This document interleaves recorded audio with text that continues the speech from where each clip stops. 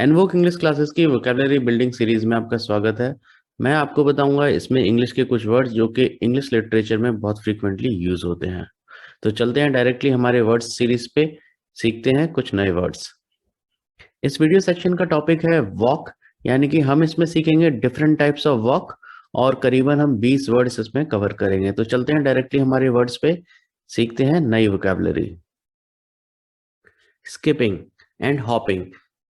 Jump करते हुए जब हम वॉक करते हैं उसे हम स्किपिंग कहते हैं, लेकिन स्किपिंग में हम दोनों पैरों के साथ जंप करते हैं और हॉपिंग में हम एक पैर के साथ जंप करते हैं। So this is the difference between skipping and hopping. तो स्किपिंग हम जब यूज करते हैं यानी कि है कि हम दोनों पैरों के साथ जंप करते हुए वॉक कर रहे हैं, या हम अपनी जगह पे भी वॉक कर सकते हैं या फिर हम आगे भी बढ़ सकते हैं। और हॉपिंग में हम एक पैर के साथ जंप करते हैं। तो एग्जाम्पल देख लेते हैं कैसे सेंटेंस में ये यूज होता है। The girl was skipping in the play ground. अगर उसने कहा स्किपिंग तो हम समझ सकते हैं कि that girl is jumping and walking in the play ground. Next word है क्रॉल। जैसा हम इमेज में देख सकते हैं कि जब हम दोनों पैरों के और हाथों के साथ वॉक करते हैं तो उसको हम क्रॉल कहते हैं। जब हम बचपन में छोटे होते हैं तो वी यूज टू क्रॉल। तो ऐसे मोशन को, ऐसी मूवमेंट या वॉक को हम कहते थे क्रॉल। अगर हम बड़े होके भी अगर हम इस तरह की पोजीशन में चल रहे हैं तो हम उसे क्रॉल कह सकते हैं। जैसे एग्जाम्पल अगर हम देखें, he crawled into the bed exhausted. Next word है स्कैम्पर, स्करी और स्केटर। जब हम छोटे स्टेप्स के साथ वॉक करते हैं क्विकली हियर एंड देयर तो उसको हम स्कैम्परिंग कहते हैं या फिर स्करी। ये तीनों वर्ड एक जैसे हैं, एक दूसरे को हम रिप्लेस कर सकते हैं तीनों वर्ड से। और ये खास तौर पे यूज करते हैं हम छोटे एनिमल्स या फिर छोटे बच्चों के साथ, क्योंकि they have little steps to walk. यानी कि वो छोटे पैर होते हैं तो छोटे स्टेप्स होते हैं उनके और वो क्विकली इधर से उधर भागते हैं। तो उनकी ऐसी छोटी छोटी मूवमेंट, छोटे पैरों की जो मूवमेंट होती है इधर से उधर भागने की, उसको हम स्कैम्परिंग कहते हैं। जैसे हम एग्जाम्पल देख लेते हैं।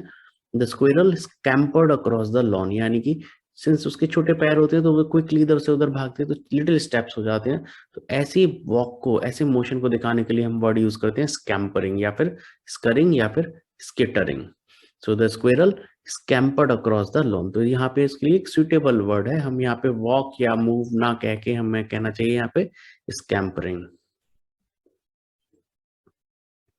नेक्स्ट वर्ड है एम्बल, सॉन्टर एंड स्ट्रॉल। ये तीनों वर्ड एक जैसे हैं, तीनों एक दूसरे के हम रिप्लेसमेंट में यूज कर सकते हैं और ये एसोसिएटेड है एक प्लेजरेबल रिलैक्स्ड वॉक के साथ। जैसे कि हम कभी पार्क में वॉक करते हैं तो उसको हम कह सकते हैं एम्बलिंग या सॉन्टरिंग या फिर स्ट्रॉलिंग। या फिर हम बीच पे जाते हैं, we are walking for a pleasure और रिलैक्स्ड वॉक, तो उसको हम कहते हैं एम्बलिंग, सॉन्टरिंग या फिर स्ट्रॉलिंग। तो इसका हम एग्जाम्पल देख सकते हैं। We ambled down to the beach. vendor and rambling. So vendor and rambling are same word, synonyms to each other। और ये ऐसी वॉक होती है जब हम एक without any purpose, without any aim जब हम करते हैं तो उसको हम वेंडरिंग कहते हैं। यानी कि इधर से उधर घूमना, हम किसी एक लोनली जगह पे चले गए या फिर हम ऐसे ही घूम रहे हैं विदाउट एनी पर्पस, तो उसको हम कहते हैं वेंडरिंग। एग्जाम्पल हम देख लेते हैं। I wandered lonely like a cloud, यानी कि मैंने वॉक किया बगैर किसी पर्पस के, just like a cloud. Next word है लॉइटर। इधर उधर होना, किसी एक जगह पे होना और वहां पे बैठ के टाइम पास करना, तो उसको हम लॉइटरिंग कहते हैं। जैसे एग्जांपल अगर हम देखें, teens were loitering in the parking lot, यानी कि टीन्स को पार्किंग लॉट में थे और वो टाइम पास कर रहे थे। दो चार लोग बैठे थे या खड़े थे और वो बातें कर रहे थे whatsoever, but actually the thing is कि किसी एक ऐसी जगह पे होना जहां पे आपको होना नहीं चाहिए और आप टाइम पास कर रहे हैं, तो this is called as loitering. So teens were loitering in the parking lot. Limp. Next word है लिम्प। लिम्प बेसिकली होता है कि स्ट्रेंथ नहीं होना किसी चीज के अंदर। तो जैसे कि अगर हमारा एक पैर में चोट लग गया तो उसमें से स्ट्रेंथ चली गई, तो we can not put our weight on it, यानी कि हम उस पर वजन नहीं रख सकते। हम उस पर फिर हमें क्या करना पड़ेगा, लड़खड़ा के चलना पड़ेगा। हम एक पैर से चल रहे हैं लड़खड़ा के यहाँ पे। इससे पहले हमने वर्ड किया था दैट इज हॉपिंग, लेकिन वहां पे हम कोई हर्ट से रिलेटेड नहीं था। हम एक पैर पे इसलिए नहीं चल रहे क्योंकि हमारे पैर में चोट लगी, लेकिन लिम्प में हम चल रहे हैं क्योंकि हमारे पैर में, एक पैर में चोट लगी हुई हो। सो ऐसी वॉक जब हमें पैर में चोट है और हम लड़खड़ा के चल रहे हैं तो हम उसको कहते हैं लिम्प। इसका एग्जाम्पल देख लेते हैं। After he hurt his leg he limped few steps and sat down, यानी कि चोट लगने के बाद उसने जो वॉक करी that was limping, so he limped few steps और उसके बाद फिर वो बैठ गया। नेक्स्ट वर्ड है स्टैगर। स्टैगर होता है कि अनस्टेडी हो जाना, हमारी वॉक का एकदम से अनस्टेडी हो जाना, इतना अनस्टेडी हो जाना मतलब कि नॉर्मल वॉक से हटके लड़खड़ा जाना, उसको हम स्टैगरिंग कहते हैं। और अबाउट टू फॉल, तो जो लर्च और स्टैगर है दोनों वर्ड एक जैसे हैं काफी हद तक। लर्च में हम एकदम से स्टिल पोजीशन थी और फिर हम एकदम से लड़खड़ा गए तो उसको हम लर्च कहते हैं। और स्टैगरिंग इज लाइक वॉक करते हुए लड़खड़ा के गिरने के लिए जब हो जाते हैं उसको हम स्टैगरिंग कहते हैं। इनके एग्जाम्पल हम एक देख लेते हैं।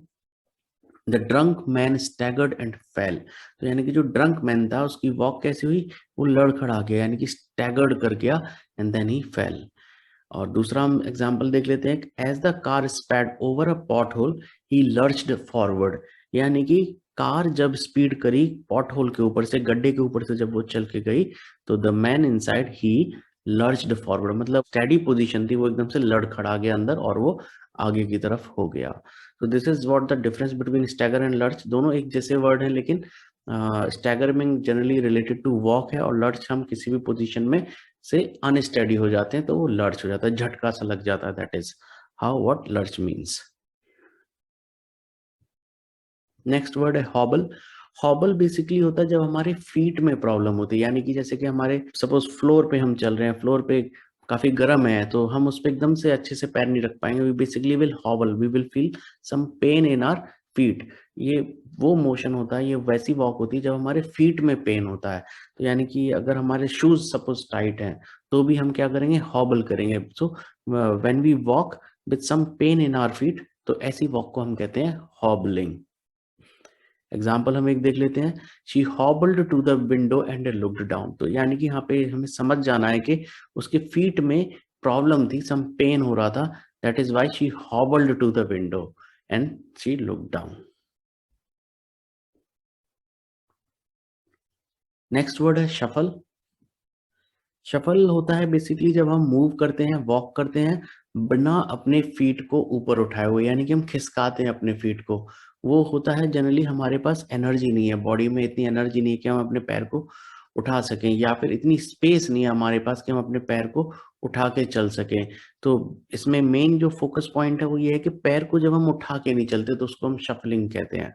ओके, सो जब हम बीमार होते हैं, हॉस्पिटल में होते हैं, तो हम देखते हैं कि we can not walk properly, so what we do actually we shuffle around. Okay, so इसका एक एग्जांपल देख लेते हैं। The queue shuffled slowly forward, यानी कि क्यू जो कतार थी, जो लाइन है उसमें जो लोग थे वो इतने पास पास थे कि पैर को ऊपर उठा के रख चलने की जगह नहीं है, तो हम कैसे चल रहे हैं, we are just sliding our feet, हम लोग शफल कर रहे हैं वहां पे। So the queue is shuffling, so queue shuffled slowly forward. Next word है प्लॉड। प्लॉड होता है जब हम वॉक करते हैं बिना एनर्जी के, हमारे अंदर एनर्जी नहीं, यानी कि हम थक गए हैं पूरी तरह से और बड़े थके मन के साथ हम चल रहे हैं, तो उसको हम प्लॉड कहते हैं। एग्जाम्पल है he plodded through the rain in an unhappy silence, यानी कि वो रेन के अंदर बड़ी थकावट के साथ चल रहा था इन एन अनहैप्पी साइलेंस, यानी कि उसकी एनर्जी पूरी डाउन थी and then how he was walking. इससे सिमिलर वर्ड है, इसके रिप्लेसमेंट में हम यूज कर सकते हैं ट्रज। ट्रज भी सेम मीनिंग है, जब हम थक जाते हैं और फिर हम हैवी स्टेप के साथ चलते हैं तो उसको हम ट्रजिंग कहते हैं। तो ट्रजिंग बेसिकली होता है हैवी स्टेप्स चलना, थकावट की वजह से, थक जाने की वजह से। तो plod and trudge are the same word, we can use as synonyms to each other. इसका हम एग्जाम्पल एक देख लेते हैं। They trudged home through the deep snow, यानी कि स्नो में जैसे हम जब चलते हैं तो काफी ज्यादा पैरों को वर्क करना पड़ता है और हम बड़ी जल्दी थक जाते हैं क्योंकि हमारे पैर स्नो में फंस जाते हैं और फिर वो बाहर निकलते हैं वापस, तो उसमें काफी थक जाते हैं। तो वहां पे generally we use this word, they trudge home through deep snow. दूसरा एग्जाम्पल एक और है इसमें, we trudged slowly through the fields, तो फील्ड्स में काफी चलने के बाद हम थक गए and then we have to trudged slowly through the fields. Waddle, next word है वेडल।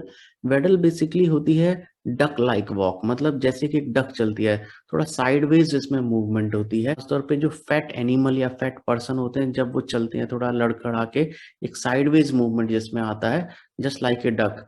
तो जैसे इमेज में पेंगुइन है, वो साइडवेज होके थोड़ा चल रहा है, बैलेंस बना के चल रहा है, तो उसको हम वेडलिंग कहते हैं।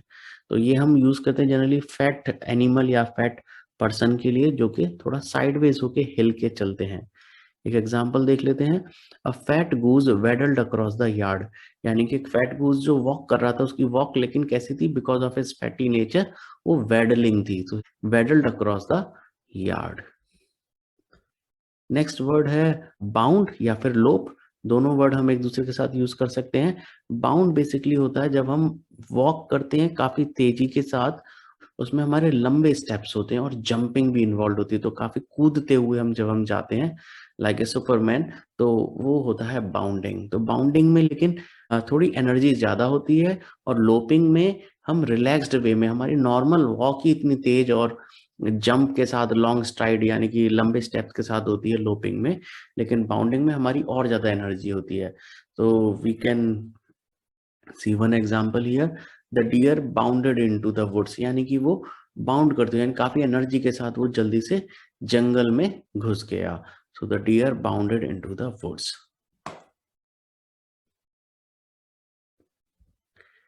सो here you can check your progress. मैं आपको एक एक पिक्चर दिखाऊंगा and you have to guess कि उसके साथ कौन सी वॉक एसोसिएटेड है, कौन सी वोकेबलरी, कौन सी वर्ड मोर सुटेबल है उसको डिस्क्राइब करने के लिए।